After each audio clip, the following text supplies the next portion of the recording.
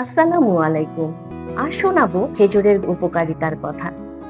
খেজুরকে বলা হয় আঁশ, পটাশিয়াম, ম্যাগনেসিয়াম, ভিটামিনের মতো অতি প্রয়োজনীয় কিছু পুষ্টি উপাদানের পাওয়ার হাউস। এসব পুষ্টি উপাদান শরীরের ক্ষয় পূরণ করে।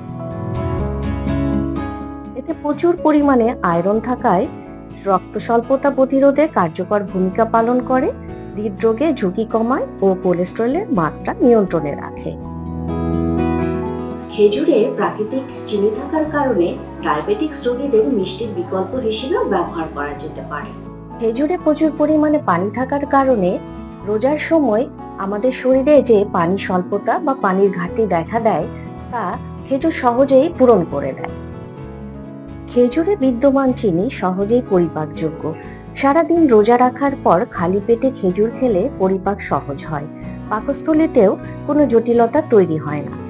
এছাড়া খেজুরে যে আঁশ থাকে তা পরিপাক ক্ষমতা বাড়ায়, কোষ্ঠকাঠিন্য দূর করে।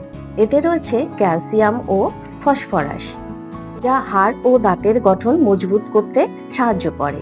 খেজুরে মেলে অ্যান্টিঅক্সিডেন্ট ও অ্যান্টি ইনফ্লেমেটরি উপাদান, যা আমাদের শরীরের কোষগুলিকে ক্ষতির হাত থেকে বাঁচায় ও প্রদাহ কমায়। খেজুরে থাকা প্রাকৃতিক চিনি রক্তের চিনির মাত্রা হঠাৎ হ্রাস বৃদ্ধি ঘটায় না, ফলে দীর্ঘমেয়াদী শক্তি পাওয়া যায়, যা পরবর্তীতে কাজে লাগে। শুনলেন তো খেজুর আমাদের শরীরের জন্য কতখানি উপকারী। পরিমিত খাদ্যাভ্যাস আমাদের জীবনকে করে সুস্থ এবং সুন্দর। ভালো থাকবেন, সুস্থ থাকবেন এই কামনায় আমি বিদায় নিচ্ছি। খোদা হাফেজ।